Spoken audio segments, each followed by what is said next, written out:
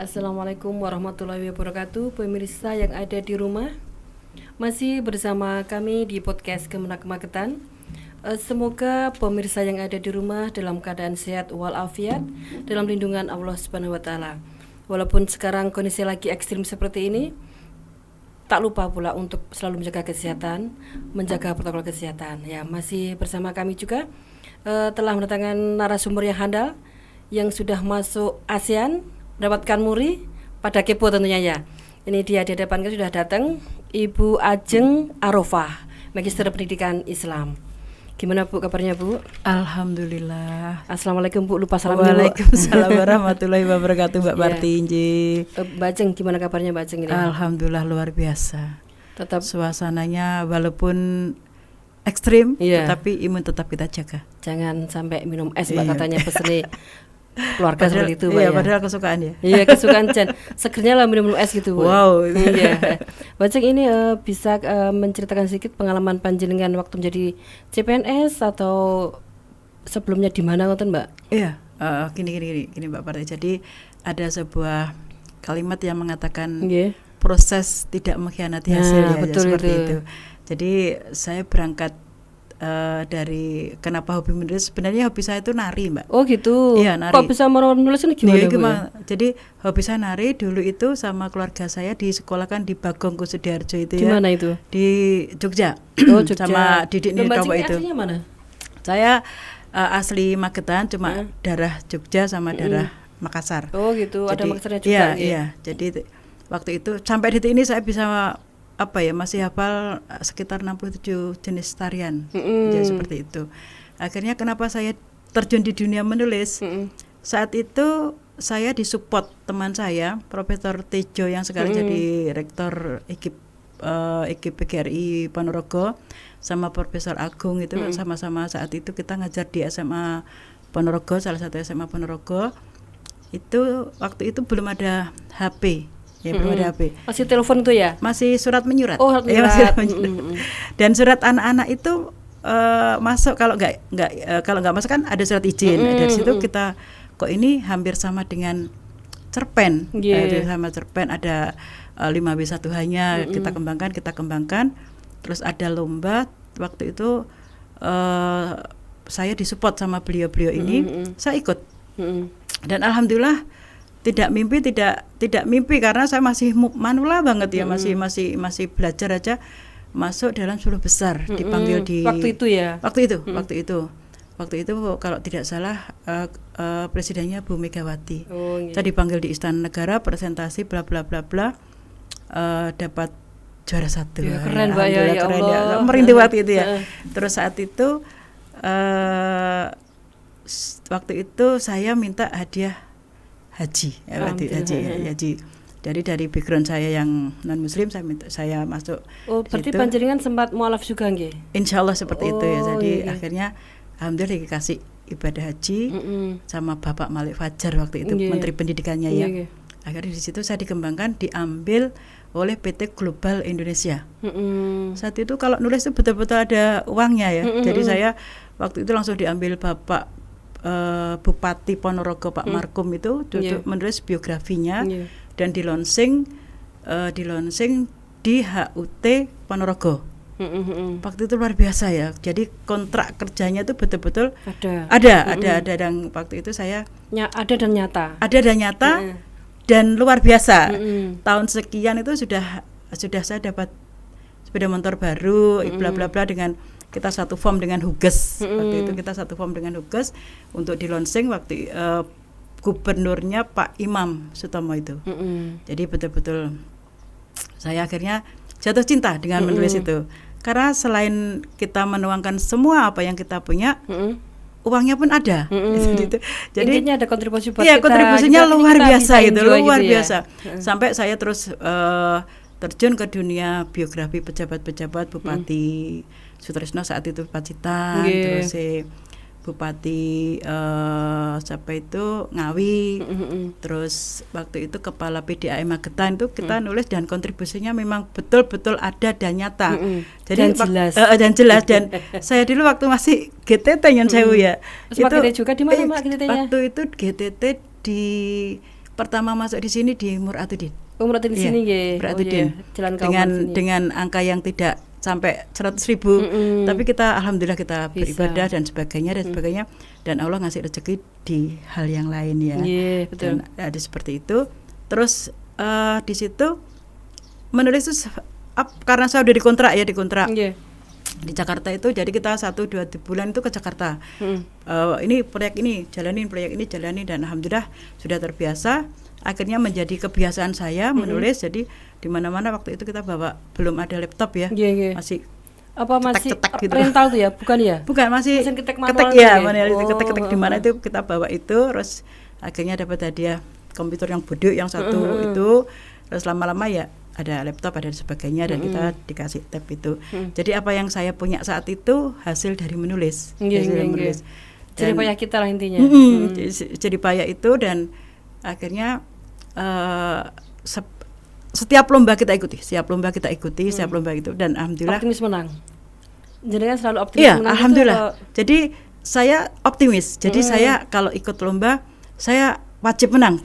Saya sudah mindset saya seperti itu ya. Jadi setiap ada lomba, termasuk buku-buku yang sudah saya hadirkan, dan termasuk kemarin waktu di Surabaya saya dikirim dari Kemenak sini ya untuk pameran di Surabaya sama Pak Bambang itu yang sekarang udah dipindah di Madiun itu dan sebagainya. Di situ Pak Bambang Wiono ya? Ya, Pak Bambang Wiono ya waktu itu ya. Dan buku saya sudah ada di Sofi, sudah ada di ini ya, alhamdulillah. Sudah beredar luas. Ya, akhirnya saya dinobatkan menjadi 10 penulis yang motivator nasional itu ya? Iya, belum sampai itu. Belum sampai situ. Jadi saya diambil 10 penulis terbanyak perempuan se-Jawa Timur ya.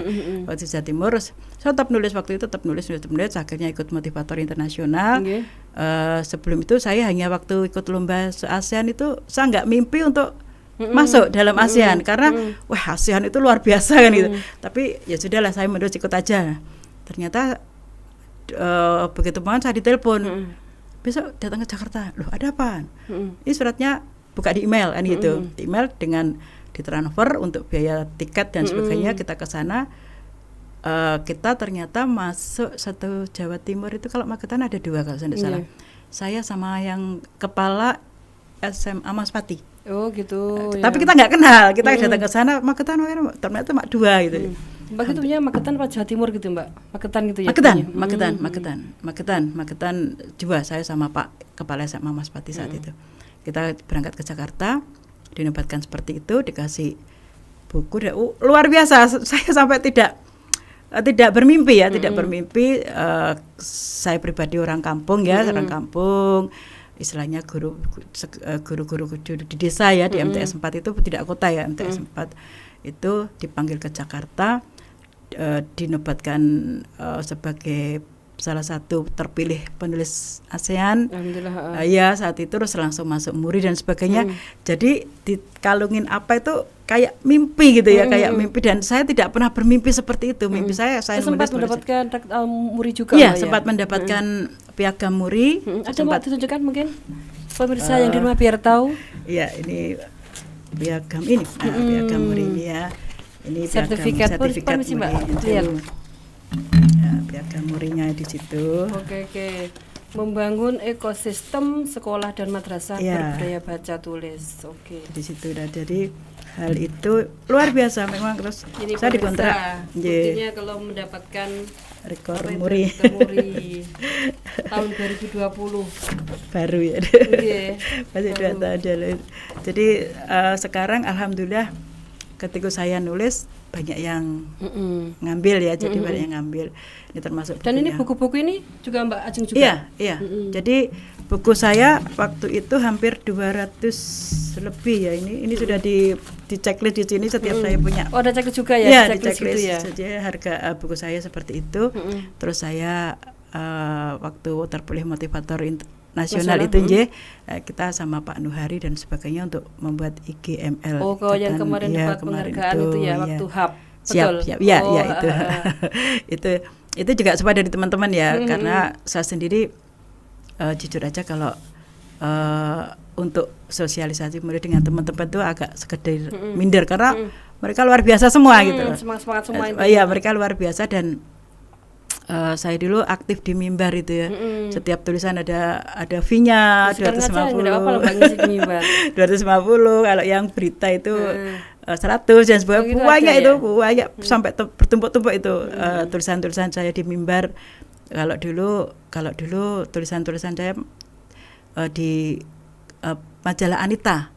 Masih ingat ya, majalah cerpen remaja. Insyaallah masih. Itu Anita itu saya sering situ.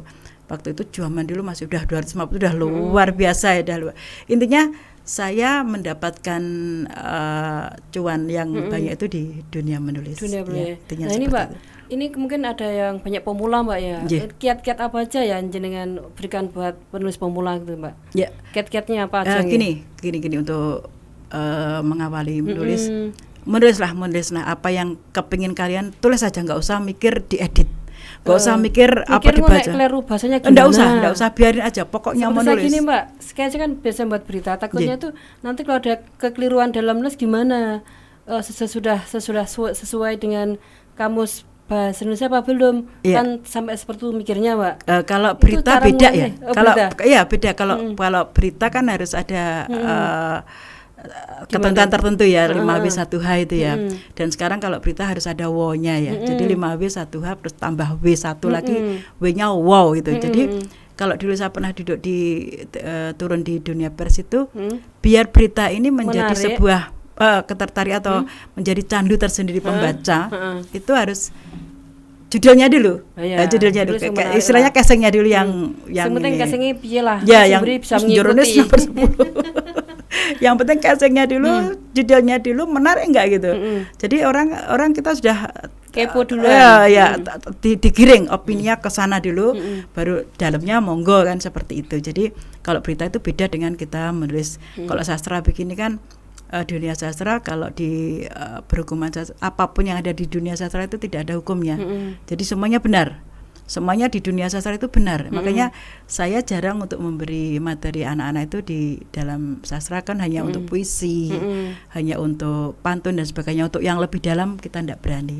Karena di sastra ini memang tidak ada hukum salah, itu tidak ada hukum salah. Semuanya apapun yang ditulis benar, itu seperti itu. Dan itu kita optimis saja Mbak ya, pasti dia yang baca gitu ya. Tidak pernah Mbak Ajeng tuh kepikiran ono sing maca karya tulisanku gitu. Kalau cerpen karena sampai detik ini saya masih dapat royalti, jadi berarti gitu. Ya sampai detik ini, sampai detik ini saya masih dapat royalti, berarti kan tulisan saya masih terbaca, gitu, masih terbaca, masih cetakan kesekian itu masih ada. Sebentar Mbak Ajeng, ini adakah keluh kesahnya atau suka dukanya menulis ini Mbak? Kalau saya melihatnya lebih banyak sukanya daripada dukanya. Oh gitu ya? Iya, kalau dukanya itu kalau gitu, Mbak, enggak capek gitu nulis.